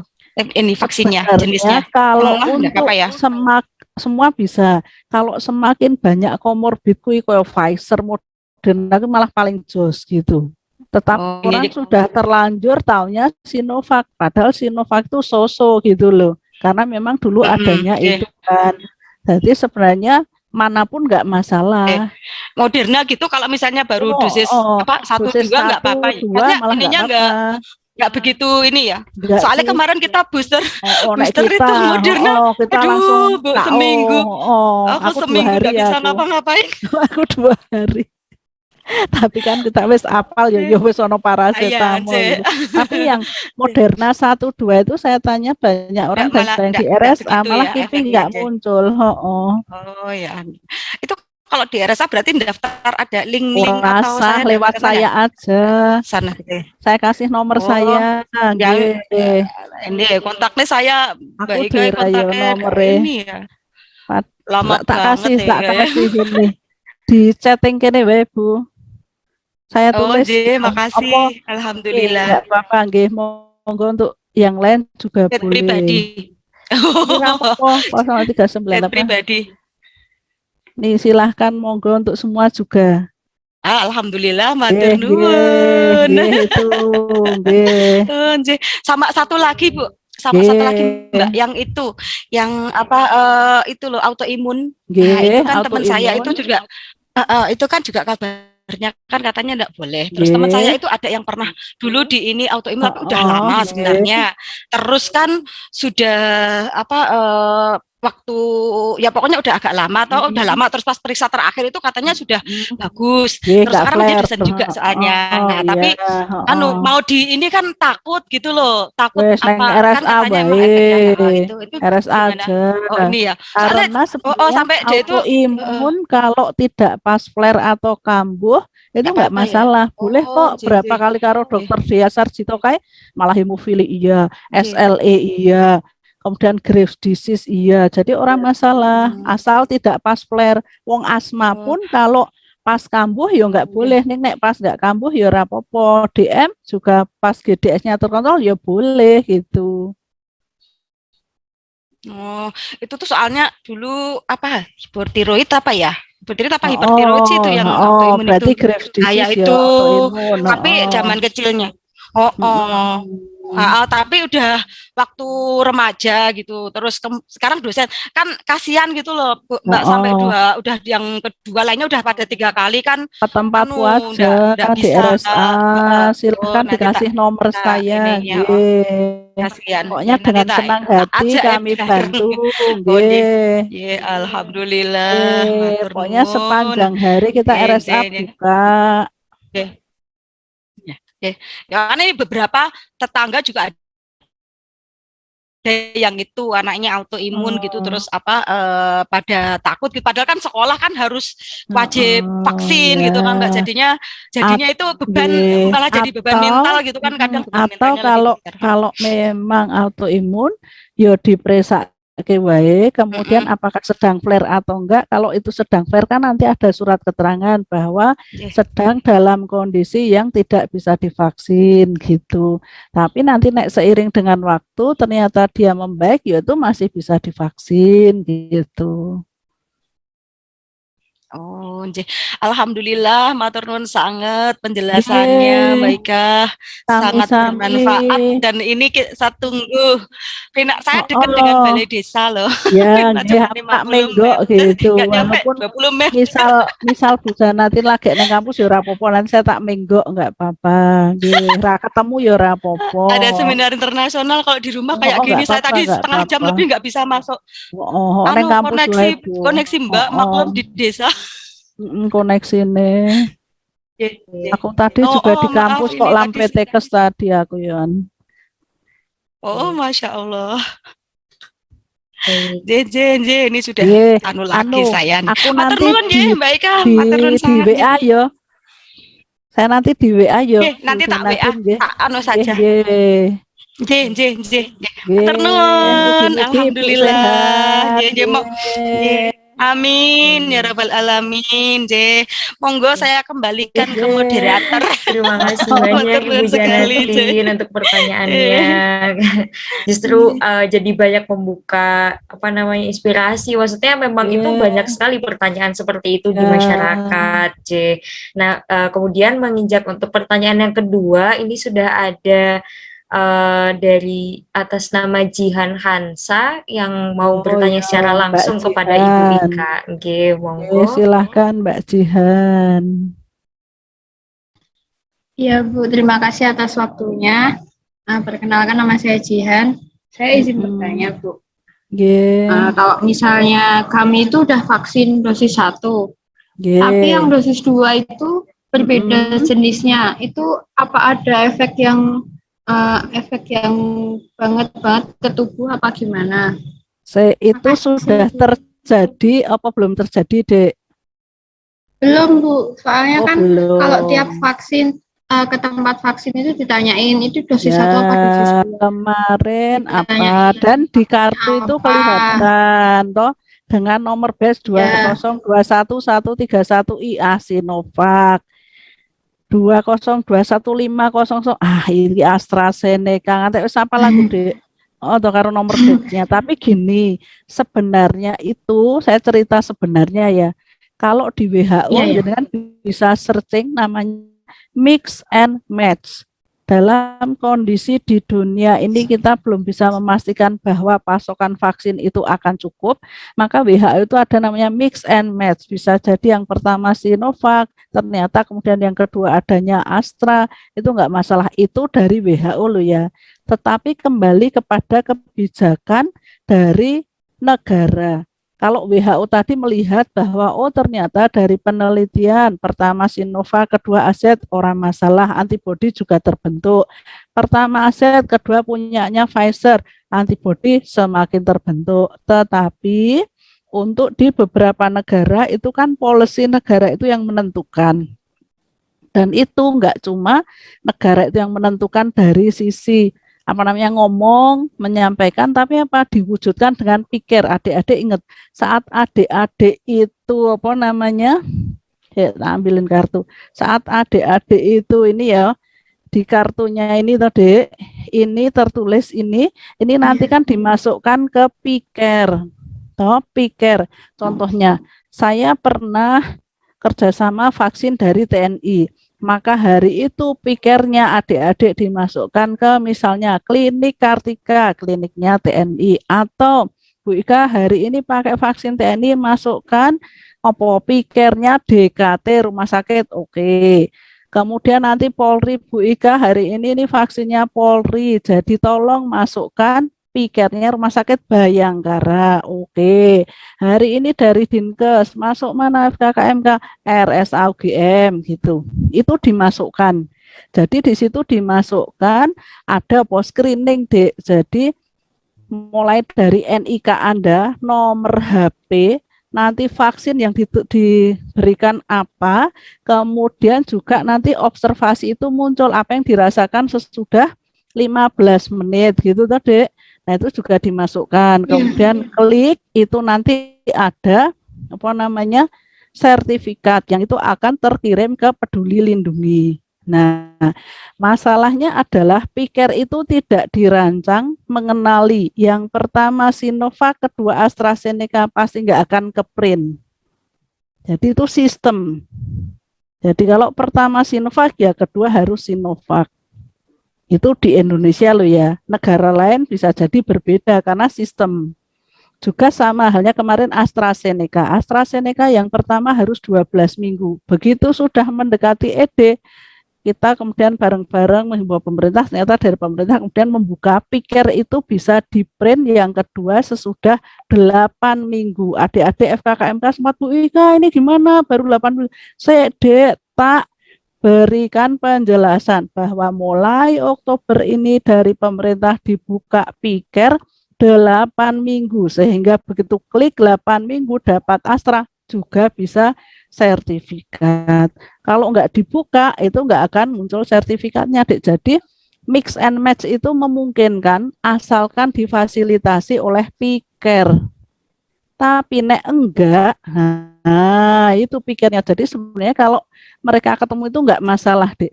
Bahkan ini saya cerita ya, RSA dan beberapa puskesmas di Sleman ini besok mau ada uji klinik vaksin untuk booster. Namanya apa ya, GNF berapa gitu ya, dari Korea dengan Kalbe Pharma. Bahkan dia dirancang untuk booster. Untuk yang sudah dapat Sinovac atau Sinopharm inactivated virus gitu ya, itu ditambahkan dengan DNA. Ini adalah platformnya bukan RNA tapi DNA. Ini untuk booster. Jadi ini juga mix and match kalau dilihat ya kan. Wong awalnya aja Sinovac Sinopharm, yang kedua ketiga ketiga dan 4 nanti rencananya adalah misalnya GF itu tadi adalah DNA platform. Kalau punya kita kemarin nakes, 1-2-nya apa? Sinovac, ketiganya Moderna, kan mix and match juga. Nah, tetapi kembali kepada kebijakan negara. Kalau masalah campurnya itu enggak masalah, Dek. Karena akhirnya tubuh kita akan membentuk antibodi yang penting gitu ya. Bukan antibodinya Sinovac, enggak, karena itu hanya pemicunya aja. Kalau terlanjur ya wis. Kita pernah kejadian ya. Saya buka cerita di GSP itu kejadian ada 3 anak ternyata yang seharusnya dia itu baru aja tervaksin dosis 1 yang Sinovac, dia datang saat kita mengadakan acara untuk disabilitas dan campur Sinovac, itu ke vaksin Sinopharm saat hari ketiga. Bayangke, Dek. Harusnya nek kita tahu, aduh aku kemarin habis, terus dapat panggilan kan harusnya ya enggak datang ya, karena masih kurang 28 hari. Lah kok dia yo datang 3 orang, 1 sudah tervaksin di RSA, waduh, 2 di Hidayatullah, 1 lagi di Klaten. Dek, kamu kok yo pada datang ke sini toh? Lah kan diundang, Bu. Walah, tapi mbok yo rasa teko. Akhirnya tervaksin Sinopharm. Nah, kita langkahnya apa?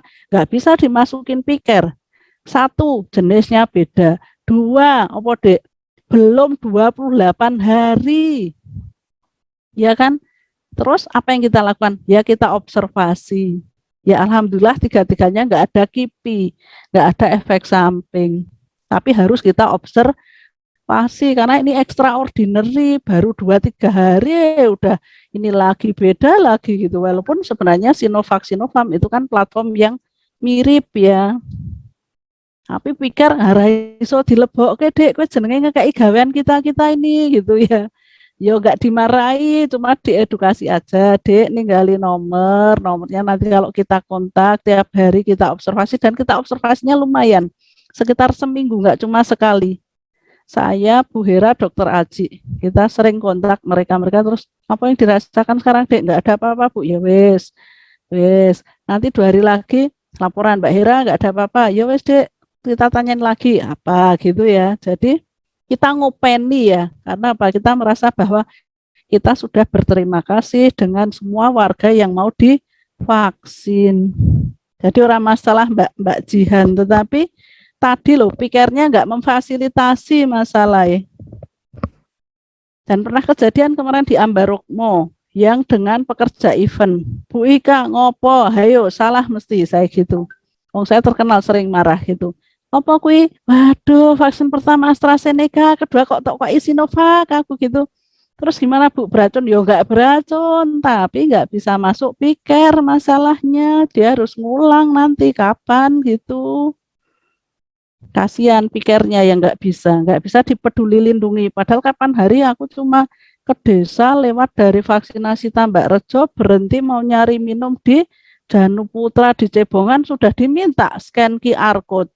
Check in check out, walah Danu Putra wis udah pakai QR code ya di desa. Nah apalagi di mall, aku nggak pernah di mall soalnya orang sempat gitu ya.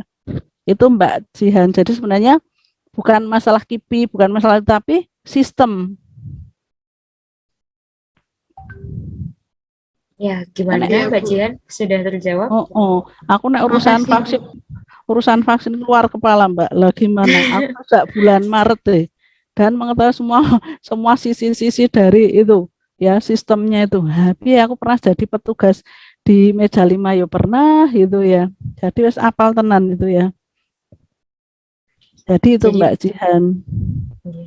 Jadi ada 2 hal ya Bu ya. Maksudnya dari warganya sendiri juga harus sadar gitu ya kalau sudah habis divaksin tuh vaksinnya apa, kapan dapat dan kapan harus datang vaksin lagi. Betul.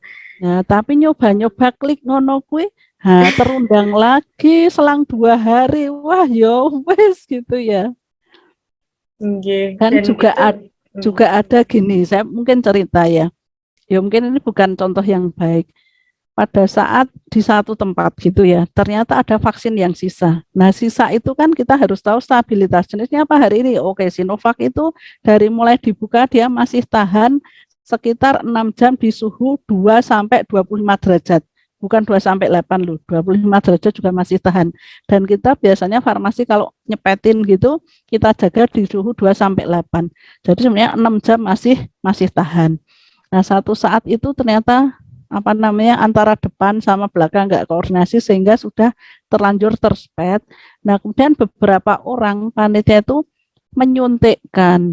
Nah saya bilang Mbok jangan gitu, kalian itu sudah 2 kali Sinovac, orang lain itu loh masih butuh, kok kamu suntikkan untuk dirimu, itu namanya dolem. Aku ya gitulah, orang lain aja belum dapat kok, setetes vaksin aja sangat bermanfaat. Maka saat itu kemudian ya udah saya bawa pulang, saya halu-halu tetangga, bilang ke Bu RT, artinya tetangga pada datang ke rumah kami. Tapi akibatnya habis itu orang datang, kadang-kadang tak kirain mau periksa, ternyata mau daftar vaksin. Jadi saya sekarang Senin dan Rabu dengan suami yuk bersama-sama memvaksin tetangga. Dibayar yora dibayar, bayarannya neng akhirat wae ora apa-apa gitu ya. Bener, yang penting tetangga kita yang sepuh-sepuh itu kan kasihan. Wong masuk link apa tuh Bu, itu link itu ya ora iso kok. HP mboten gak ada HP. Jadi kalau di tempat kita untuk bisa masuk pikir, tolong nomor putranya biar nanti muncul di peduli lindungi ya, walaupun dia mungkin nggak pergi kemana, tapi kan tuh haknya mendapatkan sertifikat gitu ya. Yo itu deh, ini ada dari Sopo ini di chatting Mbak Alif. Jadi betul Ibu, Nyun Sewu, ini sebenarnya sudah lebih dari rencana jalannya acara. Ibu berkenan untuk masih boleh menjawab ini lagi? eman-eman ini karena ada yang tanya tentang durasi gitu Baik. ya. Izin menyampaikan pertanyaan dari Mas atau Mbak Bumi. Yang pertama, sebenarnya vaksin saat ini bisa untuk kalangan atau semua umur atau bagaimana? Karena vaksin saat ini sifatnya wajib untuk administrasi, termasuk wisata kebun binatang dan lain sebagainya. Nah, gini. Jadi kadang-kadang apa ya, kebijakan itu sok tidak realistis. Contohnya pada saat kemarin, bukan minggu ini ya, kemarin itu kan untuk usia 6 sampai 12 tahun Sinovac belum mendapat emergency use authorization atau otorisasi dari pemilik otoritas yaitu BPOM untuk keadaan darurat karena sudah melalui fase uji klinik fase 3 itu kan sudah bisa dipakai. Kemarin kan belum. Nah, mestinya kalau kemarin itu belum, ya mestinya anak umur 6 sampai 12 tahun itu ya tidak tervaksin toh kemarin. Nah, kalau ternyata kebun binatang nyuruh yang di sini semua harus tervaksin termasuk anak umur 6 sampai 12. Walau tak lapor, kayak nek gitu, nek ketemu saya loh, gitu ya. Untung aku nggak ke kebun binatang, nengok saudara, oh enggak ya. Nah, maksudnya kalau ada gitu, itu jelas berani nek aku tak parani gitu ya. Karena berarti dia tidak aware dengan policy, ya kan? Wong yang di policy itu untuk anak-anak kan belum harus pakai vaksin gitu. Tapi juga malah dibalik, oh berarti sekarang gini, orang tuanya belum tervaksin, ra oleh mlebu neng kebun binatang, ra oleh mlebu mall, yang boleh anaknya yo untuk anak-anak yo jadi salah juga gitu ya. Jadi kadang-kadang itu dibolak-balik, tapi yang jelas tadi sebelum pemerintah menyatakan bahwa anak umur 6 sampai 12 tahun bisa segera divaksin, ada kebijakan dan teknisnya, itu mestinya kebijakan itu belum bisa digunakan di beberapa tempat gitu. Karena ini seperti Sleman, suami saya cerita katanya pokoknya pengen menyelesaikan dulu yang jadi PR-nya, untuk yang mungkin lansia masih ada beberapa, untuk yang dewasa gitu ya, 12 sampai ke atas itu selesaikan dulu, kalau itu beres, nah baru merambah ke 6 sampai 12 tahun dan bisa jadi mungkin seperti bias ya, bulan imunisasi anak sekolah itu yang diberikan di tempat-tempat sekolahnya gitu ya. Ya nanti tinggal dilihat seperti apa. Itu Mbak Alif. Baik Ibu Ika, yang kedua. Yang kedua, pertanyaannya adalah vaksin atau pelindung tubuh ini ada jangka waktu bertahan berapa lama efektif di tubuh kita, dan apakah di setiap tubuh berbeda-beda kekuatan pertahanannya? Jadi kalau kita berbicara tentang berapa lama sih sebenarnya bisa bertahan menghasilkan antibodi, itu ada banyak penelitian dan saya banyak membaca ternyata ada yang Sinovac itu 28 hari, ada yang 3 bulan, ada yang 6 bulan. Artinya kita harus melihat kondisinya itu pada orang yang seperti apa juga gitu ya, karena pembentukan antibodi juga sangat tergantung pada tubuh masing-masing. Karena tadi adik-adik bisa lihat uji klinik sama-sama Sinovac di misalnya mana itu tadi Turki itu di atas 90%, di Indonesia hanya 65,5% misalnya, di tempat lain 70%. Nah itu kan banyak faktor, masalah ras juga gitu ya, apa yang dimakan pasti iya gitu ya. Jadi memang ada faktor dari diri kita juga akan berpengaruh. Tapi kalau ditanya berapa lama, itu penelitian ada semua. Tetapi masalahnya adalah begini. Nah, kalau misalnya taruhlah yang banyak dipakai pahamnya adalah Sinovac itu hanya 3 bulan bertahannya. Berarti nanti sesudah 3 bulan harus divaksin lagi. Nah, itu kan banyak faktor ya kan. Pemerintah mampu nggak melakukan itu gitu kan. Kalau nggak mampu ya berarti nanti mungkin vaksinasi ini harus berbayar gitu ya, seperti influenza itu. Atau bisa jadi ya udah mungkin bisa jadi dengan sesudah 3 bulan itu walaupun mungkin jumlah antibodinya nggak terlalu tinggi, tapi mungkin itu sudah di batas yang bisa melindungi terhadap COVID. Itu juga sangat mungkin terjadi gitu ya. Jadi banyak, kalau pengen masih mau diteliti lagi masih banyak, tetapi memang kita belum banyak ke arah itu gitu ya. Memang beda-beda. Saya punya semua penelitiannya, nih adik-adik suka saya punya gitu ya. Karena saya pernah menyampaikan untuk hal yang lebih ilmiah gitu ya. Itu tentang AstraZeneca di bulan keberapa berapa gitu ada semua. Untuk anak dewasa kayak apa itu ada semua. Atau adik-adik buka ya AstraZeneca itu klik aja langsung dari pabriknya itu semua ada. Sinovac langsung ada semua gitu ya. Pfizer, Comirnaty ada semua. Jadi sebenarnya adik-adik pun bisa akses kok. Itu sangat sangat open gitu. Ya itu Mbak. Oke, baik Ibu Ika, matur nuwun Ibu untuk jawabannya. Saya jadi justru penasaran. Saya izin bertanya ya Bu, terkait boleh. dengan apa namanya masalah waktu ini juga. Saya jadi berpikiran berarti akan ada masa di mana mayoritas orang sudah melewati masa efikasi dari vaksinnya itu. Iya, sangat mungkin.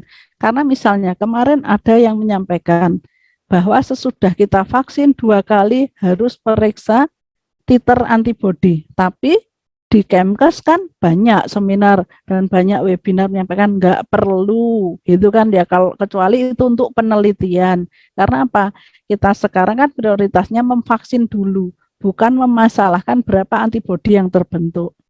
Karena juga ada yang nekat-nekat tadi itu yang sudah Sinovac 2 ada sisa terus nyuntik lagi aku jadi 200 ambuh karepmu saya itu, tapi itu termasuk kamu mengambil hak orang lain saya bilang gitu. Artinya yang belum tervaksin itu masih banyak loh, nggak pas kalau seperti itu gitu kan. Ada yang masih butuh. Kalau memang masih sisa sudah sisa-sisa yo silahkan, dah turah-turah yo silahkan gitu ya. Jadi memang nanti akan diatur juga apakah ini kita akhirnya akan vaksin lagi tetapi berbayar atau seperti apa, atau 50% ditanggung pemerintah atau seperti apa, itu nanti akan ada prosesnya.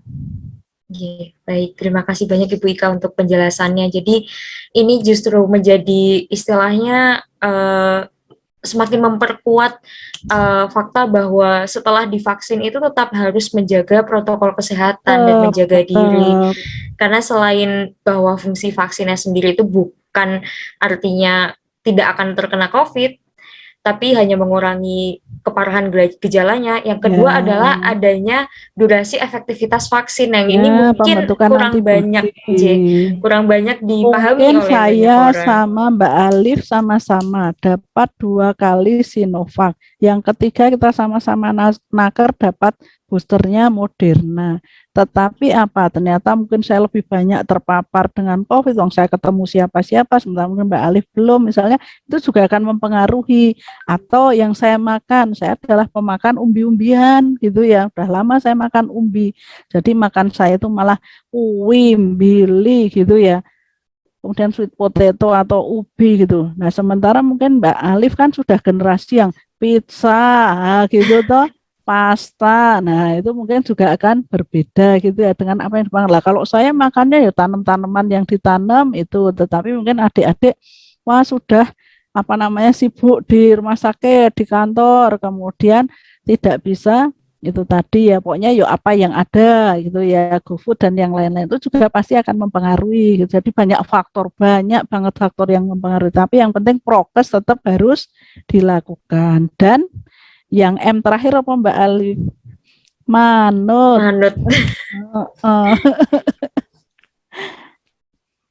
Betul.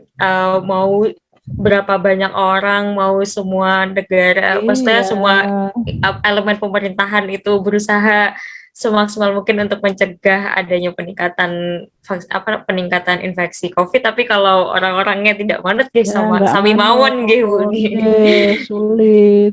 Dan di banyak negara pun jangan dikira di negara yang maju sekalipun seperti mau Australia, mau New Zealand yang mereka dianggap bagus gitu ya, mau Singapura itu ternyata apa muncul lagi gitu ya. Itu ya memang kita harus terus yang namanya prokes itu tetap nggak boleh ditinggalkan. Betul. Dan apa ya sudah harus menginternalisasi menjadi kebiasaan baru. Ini ada tanggapan izin dari Bumi. Tadi pembentukannya untuk kan dalam maksud tertentu pertahanan setelah harus bayar Untuk meningkatkan itu, ya tadi yang kita makan haruslah yang meningkatkan kekebalan di dalam tubuh, tidak harus obat-obat yang mahal itu, tetapi malah yang namanya prebiotik, kemudian sumber-sumber vitamin D, ada jamur, ada sinar matahari yang harus kita panen gitu ya, ada kuning telur, ada ikan-ikan, nah itu juga malah menjadi sumber baik vitamin D, Zn gitu ya. Kemudian prebiotik itu malah jauh lebih kuat ya sebagai sistem pertahanan tubuh kita. Mau empon-empon ya boleh, tapi kan itu tidak setiap hari kita konsumsi. Tapi kalau umbi, sayur, buah itu malah tiap hari. Semakin sayur buah itu berwarna itu jauh lebih baik karena pasti punya senyawa-senyawa antioksidan. Gitu ya, kalau disuruh milih sama-sama buah naga, satunya warnanya putih, satunya yang merah banget, tak pilih merah banget. Sama-sama sweet potato atau ubi, yang satu warnanya ungu, yang satu agak ungu semburat putih, pilihlah yang ungu. Ada yang warnanya oranye, ambil juga yang oranye. Jadi memang harus warna-warni ya apa yang kita makan itu. Baik, itu Mbak Alif kayaknya sederhana ya, wong aku ibu rumah tangga gitu, jadi kalau saya suka yang sederhana gitu dan mudah diikuti gitu ya. Iya betul, nah itu yang mau saya highlight, justru yang sederhana itu mudah diikuti dan sebenarnya tanpa kita sadari itu Indonesia yang kaya akan biota, kaya sekali itu justru menjadi kelebihan dan seharusnya kita bersyukur dan kembali lagi kepada alam, jadi Bu. Semua bisa dimanfaatkan, nggak harus yang mahal.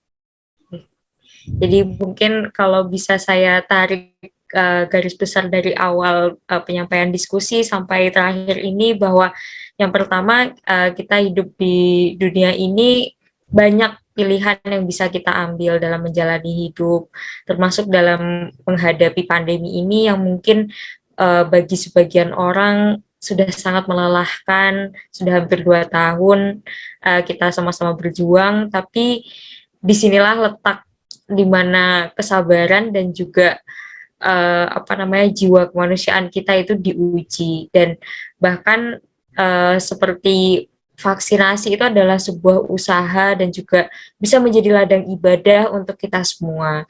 Selain dengan usaha vaksinasi, yaitu datang, mendaftar, dan juga hadir ketika sudah ada undangan, kita juga tetap harus menjaga protokol kesehatan yang mungkin tidak lelah-lelahnya selalu diingatkan di media manapun, maupun di iklan, ataupun jalan, baliho, ataupun orang-orang di sekitar. Nah, itu sebaiknya diinternalisasi dan menjadi kebiasaan dan tren yang sudah selayaknya kita jalankan setiap harinya. Dan terakhir, selain menjaga protokol kesehatan, tentunya kita juga perlu untuk memperbaiki asupan nutrisi untuk menunjang imunitas tubuh dengan lebih banyak memakan makanan yang bergizi seimbang seperti yang tadi sudah dijelaskan isi piringku, yaitu 50% ya justru dari makanan sehari-hari kita adalah buah dan sayur. Dan semakin berwarna itu semakin baik. Seperti itu aja Ibu Ika. Nah, mungkin sebelum mengakhiri diskusi yang sebenarnya ini seru banget dan bisa makin lama ya Bu, sebenarnya banyak yang mungkin masih ada pertanyaan sampai besok pagi. Iya. Ini sebenarnya seru sekali, tapi sayangnya harus kita cukupkan seperti itu. Nah, mungkin silahkan kalau masih ada yang mau ditanyakan boleh WA saya. Kalau ada yang pengen cari jodoh WA saya. Mana ya Mbak Alia? Siap. Baik Ibu, terima kasih banyak Ibu Ika. Mungkin sebelum saya tutup acaranya, dari Ibu Ika ada closing statement atau pernyataan penutup seperti itu Bu, untuk seluruh peserta. Terima kasih Mbak Alif dan adik-adik semua serta Bapak Ibu.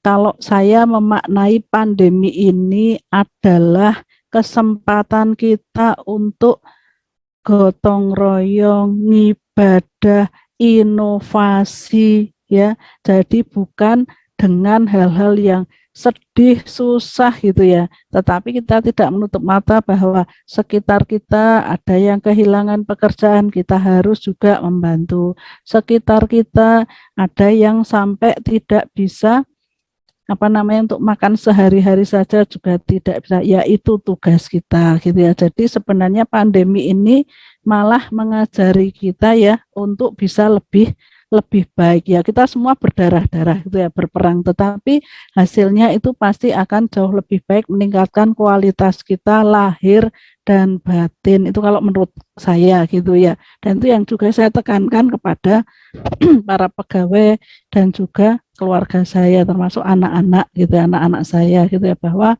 itulah pandemi gitu ya. Jadi anak saya malah kadang kalau foto, karena kan kemarin ya 2020 November kan wisuda anak 2016, itu dia juga nggak masalah pakai masker, karena bagi dia biar kita inget toh Bu, aku dulu wisuda saat masih pandemi gitu ya, bener gitu ya. Jadi emang itu lebih penting gitu ya daripada tetap dibuka gitu ya. Karena Pak Allah mau ya udah pada kenal kita kok gitu ya, tapi yang penting itu tadi ditutup aja gitu ya.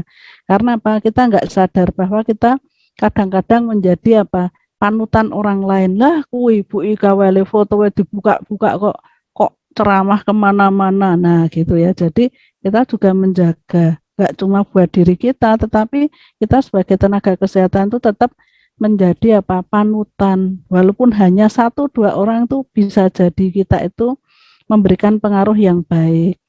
Itu menurut saya Mbak Alif. Atas perhatiannya saya ucapkan terima kasih. Kalau ada kata salah dan juga saya itu orang yang suka guyon, saya minta maaf. Tapi nanti silahkan kalau masih ada yang mau ditanyakan boleh WA saya, nomor saya share kemana-mana nggak masalah. Karena saya cuma ingin memberikan manfaat kepada sesama kita. Assalamualaikum warahmatullahi wabarakatuh. Waalaikumsalam warahmatullahi wabarakatuh. Terima kasih banyak sekali lagi kepada Ibu Ika Puspitasari atas kesempatan diskusinya dan juga materinya. Adik-adik KKN-nya juga lancar. Amin. Kemudian Mbak Alif nanti koasnya juga lancar, segera jadi dokter dan isip gitu ya. Amin, amin, amin, amin. Nah, tibalah kita di penghujung acara. Saya Alif Indira sebagai moderator yang memimpin jalannya acara pada malam hari ini. Mohon maaf apabila ada salah kata, ada kurang dan lebihnya juga mohon maaf. Sebelum mengakhiri acara pada malam hari ini, mungkin dari teman-teman panitia tadi mengatakan ingin berfoto terlebih dahulu Ibu dengan peserta yang masih bertahan hingga saat ini. Mungkin silahkan. Dari panitia silahkan yang memimpin untuk ya, fotonya. Adik-adik. Ini kan seumurannya anak-anak saya yo. Mungkin adiknya, adik tingkatnya. Karena anak 2000 berapa? 2017. 18. Anak saya nomor 2 2020. Yang kemarin dapat emas di PIMNAS. Timnya ada anak kedokteran, ada anak MIPA ya. Anak saya di teknik biomedis. Masya Allah, luar biasa sekali. Bagaimana teman-teman panitia? Apakah sudah melakukan sesi foto atau bagaimana? Manut, ayo Dek. Silahkan. Nek enggak juga enggak apa-apa Dek. Ya nanti nek ketemu Bu Ika di jalan ya disapa gitu.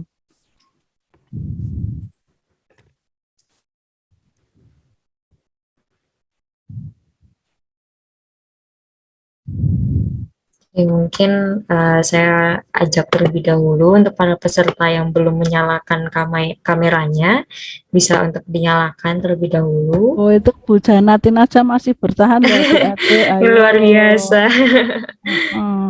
Ibu Janatin ini dosen nggih ibunya dosenmu lho dosen Mbak. dosen biokimia. Dulu adik kelasku soalnya. Adik kelas SMA saya.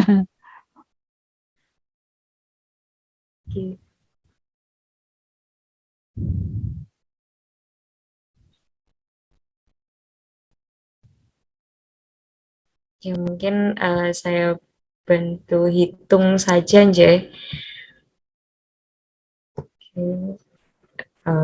Kita mulai untuk sesi fotonya. Saya hitung 1, 2, 3. Baik, sesi foto sudah dilakukan. Oke, terima kasih banyak sekali lagi untuk peserta yang sudah antusias mengikuti webinar pada malam hari ini. Kami izin tutup acaranya. Sekali lagi saya mohon maaf apabila ada kekurangan sama mandu acara. Wabillahi taufiq wal hidayah. Wassalamualaikum warahmatullahi wabarakatuh.